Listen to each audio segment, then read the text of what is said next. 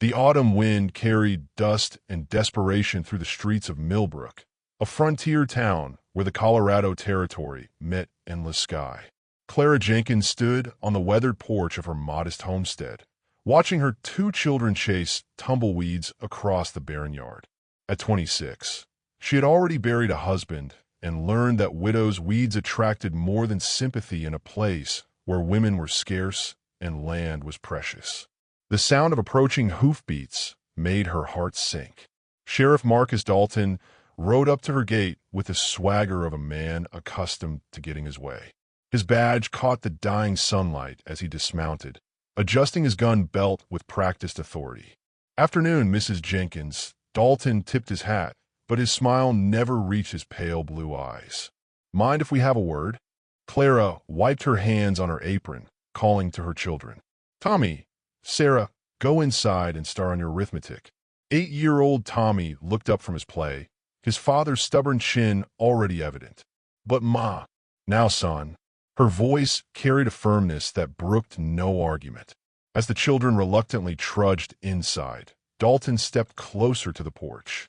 At 42, he was a handsome man in a cold, calculating way.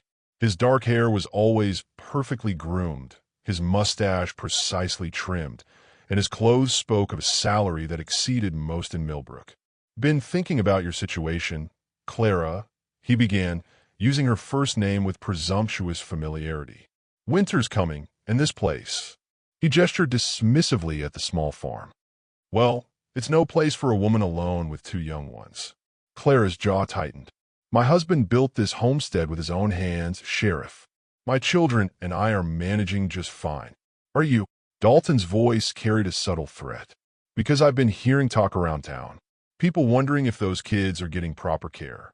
If a woman on her own can really provide what growing children need." The words hit Clara like a physical blow. She had worked herself to exhaustion these past 6 months since James's death in a mining accident, determined to prove she could maintain their little piece of the world. Every callus on her hands, every ache in her back, was testimony to her dedication. "What exactly are you suggesting, Sheriff?" Dalton moved closer, his boots crunching on the dry earth. "I'm suggesting you need a man's protection. A husband who can provide security, respectability. Someone with standing in the community." Clara's stomach churned as understanding dawned. "Are you proposing to me, Sheriff Dalton?" "I'm offering you a solution," he replied smoothly. "Marriage to me would solve all your problems. You'd have a fine house in town, your children would want for nothing, and you'd have the respect that comes with being the sheriff's wife." The silence stretched between them, broken only by the creaking of the windmill that drew water from their well. Clara studied this man who held so much power in Millbrook, remembering the stories she'd heard whispered among the women at church. Stories of his temper, his heavy-handed methods, the way he dealt with anyone who crossed him. "And if I refuse?" Dalton's expression hardened, the mask of civility slipping just enough to reveal the steel beneath. "I'd hate to see you make that mistake, Clara. A woman in your position can't afford to be too proud. Pride has a way of leading to unfortunate circumstances." Clara felt a chill that had nothing to do with the approaching evening. "I appreciate your offer, Sheriff, but I must decline. James left us this land, and we intend to honor his memory by keeping it." For a moment, something dangerous flickered in Dalton's eyes. Then he smiled again, but this time it was the expression of a predator who had just spotted wounded prey. "I hope you'll reconsider, Mrs. Jenkins, for the children's sake." He touched his hat brim in a mockery of politeness. "I'll be checking in on you folks regularly, just to make sure everything's proper." As Dalton rode away, Clara sank onto the porch steps, her hands trembling. From inside the house, she could hear Tommy and Sarah's voices as they worked on their lessons, their innocence a sharp contrast to the ugly reality that had just unfolded.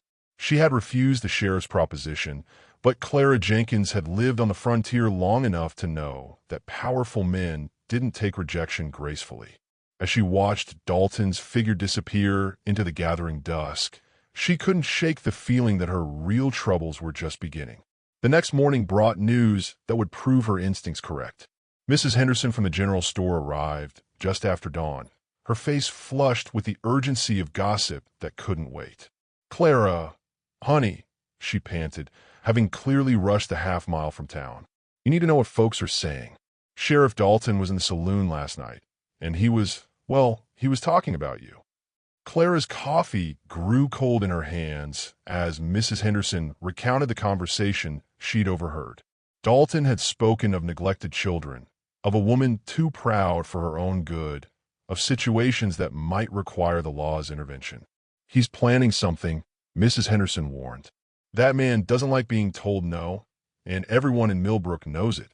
As Clara watched her neighbor hurry back to town, she gathered Tommy and Sarah close.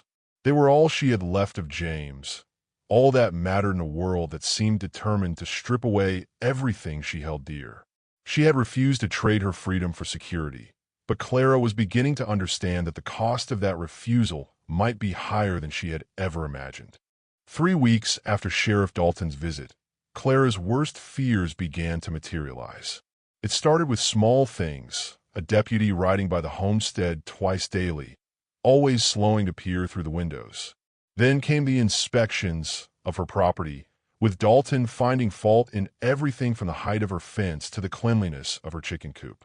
On a gray November morning, as frost clung to the windows like crystallized breath, the real attack began.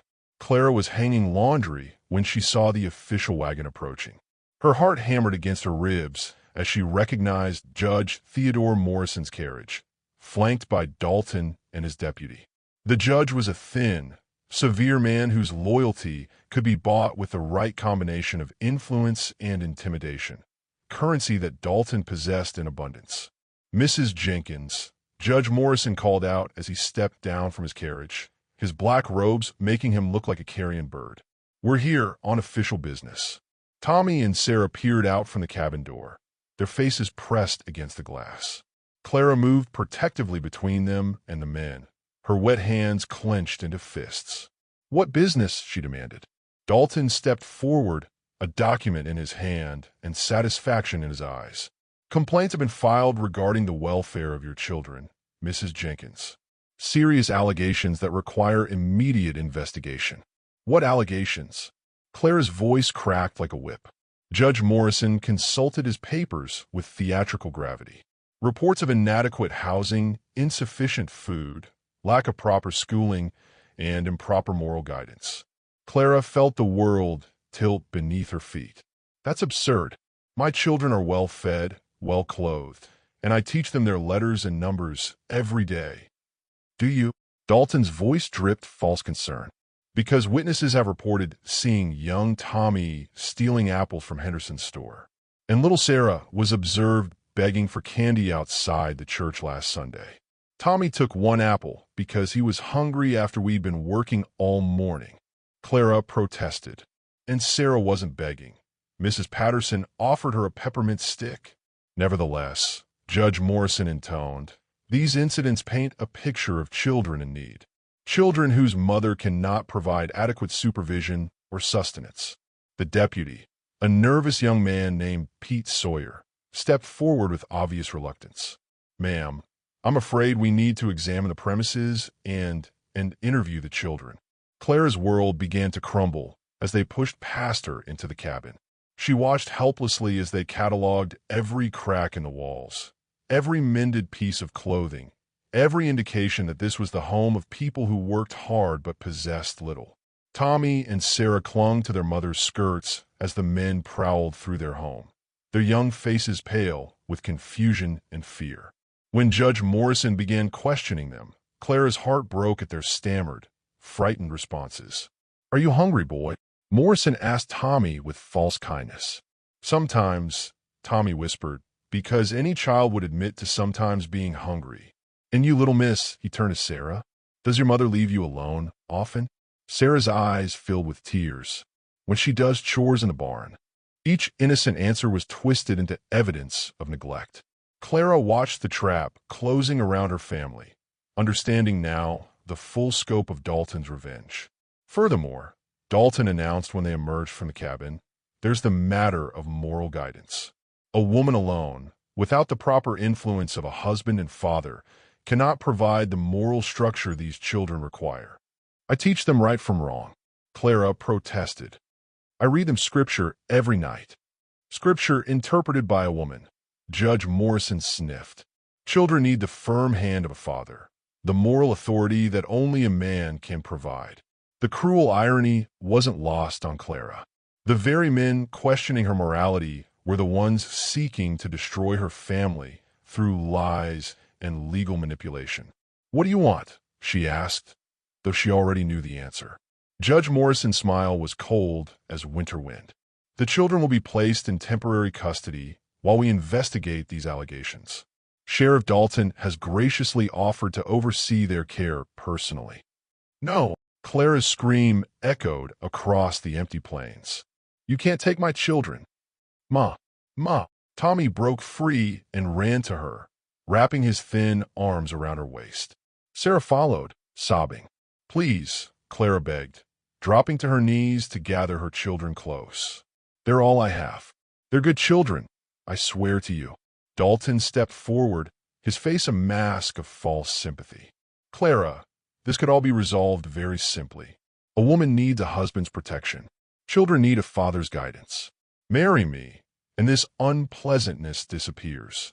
The proposition hung in the air like smoke from a dying fire. Clara looked up at this man who held her world in his hands, understanding that her choice was no choice at all. Submit to his will, or lose everything that gave her life meaning. "I need time to consider," she whispered. "You have until tomorrow," Judge Morrison declared.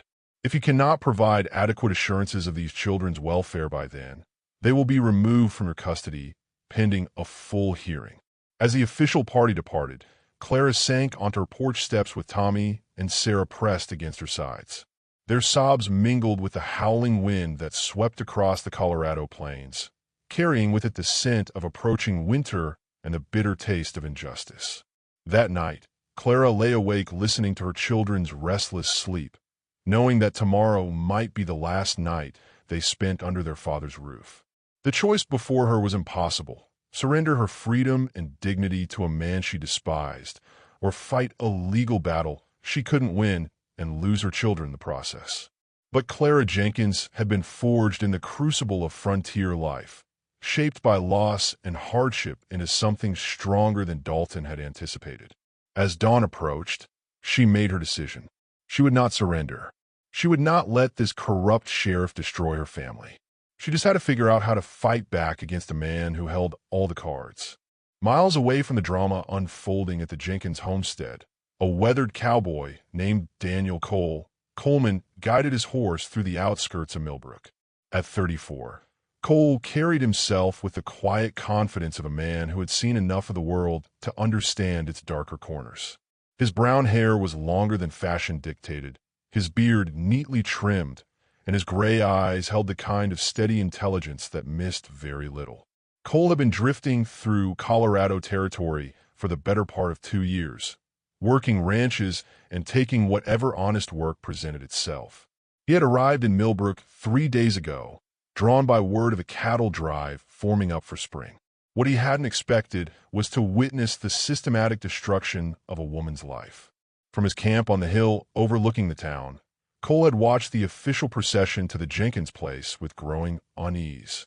He had been in enough towns to recognize the signs of corruption, and Sheriff Dalton's behavior sent every instinct screaming warnings. That evening, as Cole watered his horse at the stream that ran behind Henderson's general store, he overheard a conversation that confirmed his suspicions. "It's a crying shame," Mrs. Henderson was saying to the blacksmith's wife. "That poor woman worked herself to the bone these past months, and now they're saying she's an unfit mother. Sheriff Dalton says it's for the children's own good," the other woman replied, though doubt colored her voice. "Sheriff Dalton," Mrs. Henderson snorted. "That man's been sniffing around Clara Jenkins since before her husband was cold in the ground. This isn't about those children's welfare. It's about wounded pride." Cole listened as the women detailed the situation, his jaw tightening with each revelation. He had encountered men like Dalton before, bullies who used their authority to settle personal scores. The thought of children being used as weapons in such a game sickened him. After the women departed, Cole made his way to the Broken Wheel Saloon, the kind of establishment where men's tongues were loosened by whiskey and their true natures revealed. He ordered a beer and positioned himself where he could observe without drawing attention. Sheriff Dalton was holding court at a corner table, surrounded by sycophants and hangers-on. The man's voice carried clearly across the room as he regaled his audience with his version of events. "Woman's got too much pride for her own good," Dalton was saying, his words slightly slurred by alcohol. "Thinks she's better than the rest of us. Too good to accept help when it's offered. Mighty generous of you to offer marriage to a woman in her position," one of his listeners commented. Dalton's laugh was harsh. "Generous? Hell, I'm doing her a favor. Pretty enough woman, I suppose, but damaged goods. Most men wouldn't look twice at a widow with 2 brats in tow." Cole's hand tightened on his beer mug as Dalton continued his crude assessment of Clara Jenkins and her children. When the sheriff began detailing his plans for the hearing, Cole heard enough to understand the full scope of the conspiracy. "Judge Morrison owes me more favors than he can count," Dalton boasted. "Those kids will be in my custody by week's end, and their stubborn mother will finally see reason." Cole finished his beer and slipped out into the night, his mind working furiously. He had no official standing in Millbrook, no authority to challenge a corrupt sheriff. But he had something else: experience with the law from his years as a Texas Ranger before personal tragedy had sent him wandering. More importantly, he had a conscience that wouldn't let him stand by while innocents suffered. The next morning, Cole rode out to the Jenkins homestead, arriving just as Clara was hanging laundry with mechanical precision. Her face was pale and drawn, her movements those of a woman operating on sheer willpower. The children played quietly nearby, their subdued behavior speaking volumes about the tension in their home. "Ma'am," Cole called out, removing his hat as he approached. "Name's Daniel Coleman, but most folks call me Cole. I was wondering if I might have a word." Clara looked up sharply, wariness immediately clouding her features. Another man with something to say about her situation was the last thing she needed. "If you're here on Sheriff Dalton's behalf." "I'm not," Cole interrupted gently. "In fact, I'm here because I think what's happening to you is wrong, and I might be able to help." Something in his tone made Clara pause in her work. She studied this stranger, noting the honest cut of his clothes, the respectful way he held his hat, the lack of calculation in his gray eyes. "Who are you?" she asked. "Just a cowboy passing through," Cole replied. "But I used to be a Texas Ranger, and I know something about the law. More importantly, I know when it's being twisted for personal gain." Clara glanced toward her children, then back at this unexpected visitor. "What do you know about my situation?" "I know that Sheriff Dalton proposed marriage to you, and when you refused, he decided to use your children as leverage." Cole's voice was matter-of-fact, devoid of judgment. "I know he's filed false charges and corrupted the legal process to force your hand." Tears sprang to Clara's eyes. To hear someone else acknowledge the injustice was like having a weight lifted from her shoulders. "Can you prove it?" she whispered. Cole was quiet for a moment, considering. "Maybe, but it would require you to trust me, and I understand if you're not inclined to trust another stranger with promises." Clara looked at this man who had ridden out of nowhere with an offer of help. Every instinct told her to be cautious, to protect herself and her children from further disappointment. But something in Cole's steady gaze reminded her of James, not in appearance, but in that quality of fundamental decency that couldn't be faked. "What would you need me to do?" "First, don't agree to marry Dalton, no matter what pressure they put on you today. Second, demand a formal hearing where evidence must be presented and witnesses called. Third, trust me to find the truth that will set this right. And if you can't," Cole's expression grew grave, "then at least you'll have fought with everything you had. Sometimes that's all we can do." As if summoned by their conversation, the sound of approaching horses announced another official visit. Cole touched his hat brim and prepared to leave, but Clara's voice stopped him. "Mr. Coleman." "Cole, why are you willing to help us?" For a moment, pain flickered across his weathered features. "Because everyone deserves someone willing to stand up for them when they can't stand up for themselves. and because children shouldn't suffer for the wounded pride of powerful men. As Cole rode away, Clara felt something she hadn't experienced in weeks: hope. She didn't know if this mysterious cowboy could deliver on his promises, but for the first time since Dalton's proposition, she wasn't facing her battle alone. The sheriff's carriage was already pulling into her yard, but Clara Jenkins straightened her shoulders and prepared to fight for her children with renewed determination. Whatever happened next, she would not surrender without exhausting every option. Behind her, Tommy and Sarah watched from the window as their mother faced down the men who wanted to tear their family apart. They didn't understand the adult complexities at play, but they knew their mother was fighting for them. And now, perhaps, she wasn't fighting alone. The formal hearing was set for Friday morning in Millbrook's small courthouse, a hastily converted storefront that served the growing community's legal needs. Word had spread through town like wildfire, and by the time Judge Morrison called the proceedings to order, every available seat was filled with curious townspeople eager to witness the drama. Clara sat at the front of the room with Tommy and Sarah pressed close to her sides, their small hands clutching hers for comfort. Across the aisle, Sheriff Dalton conferred quietly with Judge Morrison, his confidence evident in every gesture. The deck was stacked, the outcome seemingly predetermined.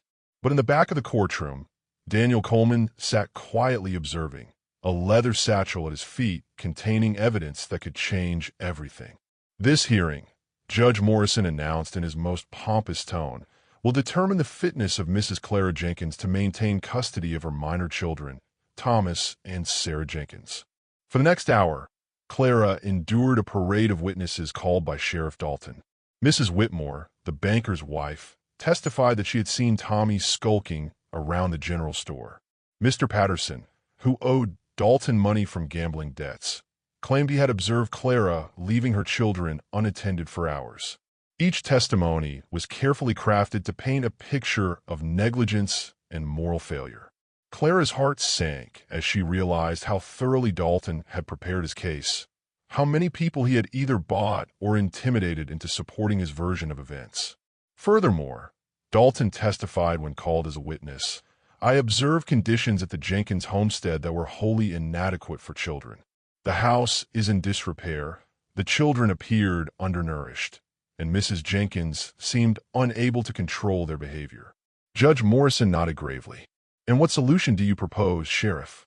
"The children should be placed in proper custody, while Mrs. Jenkins seeks to improve her circumstances.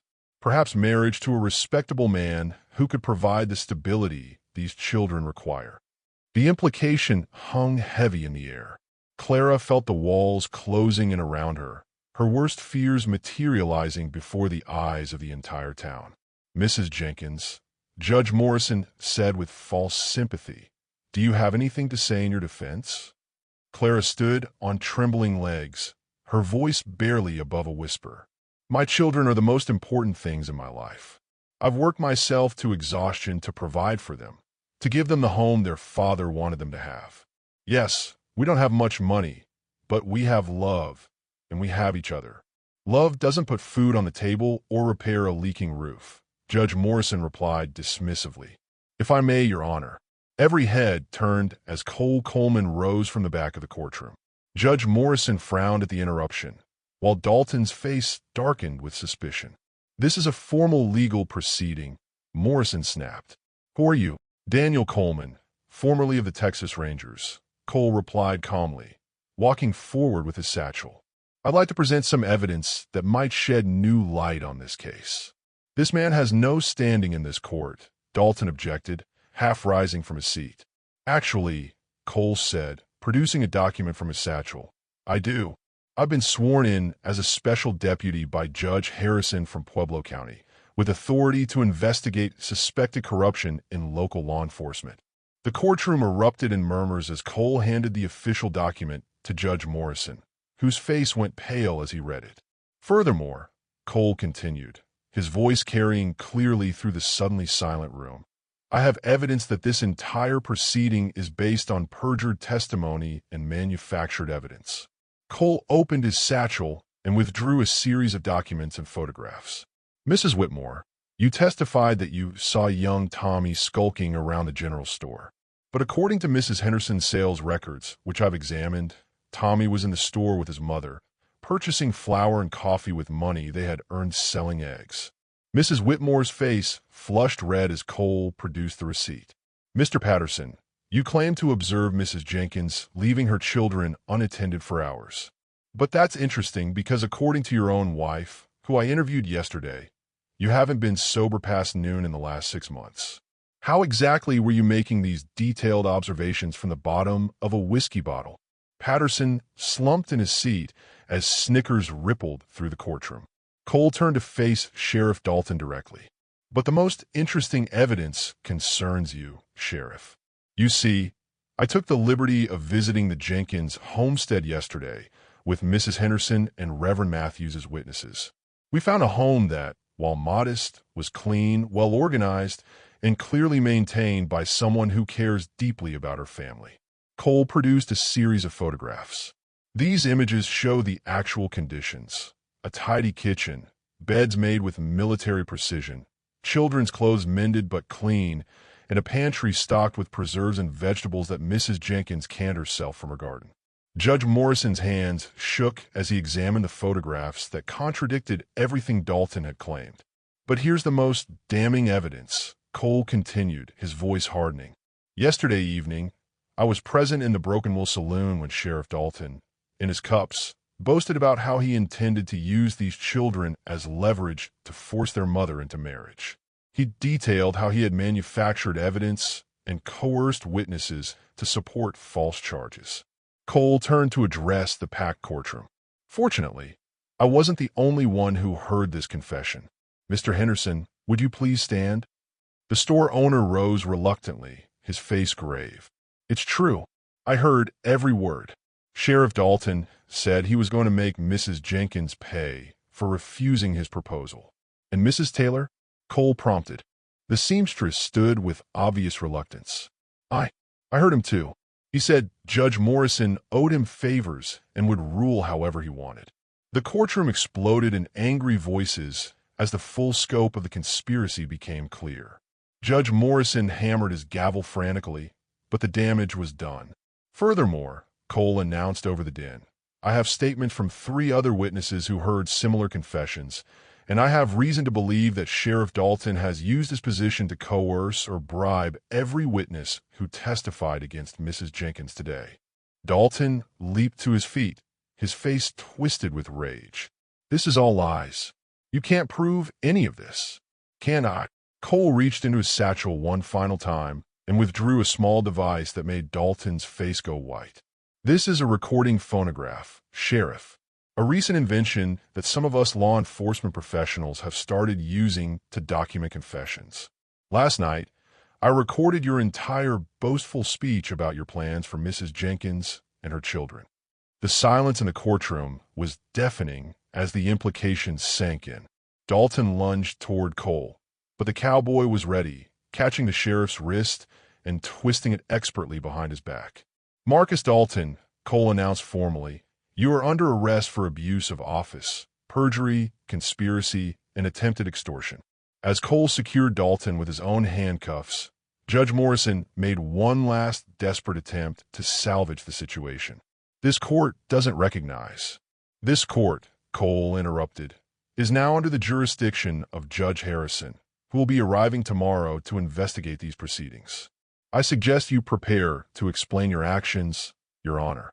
The gavel fell one final time as Judge Morrison declared the charges against Clara dismissed. The courtroom erupted in cheers as townspeople who had witnessed the corruption finally felt free to voice their support for the young widow who had stood up to power. Clara sank into her chair, overwhelmed by the sudden reversal of fortune. Tommy and Sarah threw their arms around her, crying with relief they didn't fully understand but felt in their hearts. As the crowd dispersed and the dust settled, Cole approached Clara's family with his hat in his hands. Ma'am, he said quietly, I hope you can forgive the deception. I've been investigating Sheriff Dalton for some time, following reports of similar abuses in other counties. Your case gave me the evidence I needed to finally stop him. Clara looked up at this man who had saved her family, tears streaming down her face. "You were never just a cowboy passing through, were you?" Cole smiled, and for the first time she saw the boyish charm behind his weathered exterior. "Well, I'm a cowboy, and I was passing through. The Texas Ranger part is just something I do when decent folks need help." Tommy tugged on Cole's sleeve. "Mister, are you going to stay in Millbrook?" Cole looked down at the boy, then up at Clara, seeing a question in her eyes that matched her son's. "I might stay for a while," he said thoughtfully. "I hear there's going to be a cattle drive forming up in the spring, and this seems like a good place to spend the winter." Clara felt warmth spread through her chest for the first time in months. "Mr. Coleman." "Cole, I don't know how to thank you." "No thanks needed, ma'am. Sometimes doing the right thing is reward enough." He paused, then added with a gentle smile, "Though I wouldn't say no to a home-cooked meal sometime. Trail rations get mighty old after a while." As they walked out of the courthouse together into the crisp November afternoon, Clara felt something she had almost forgotten: hope for the future.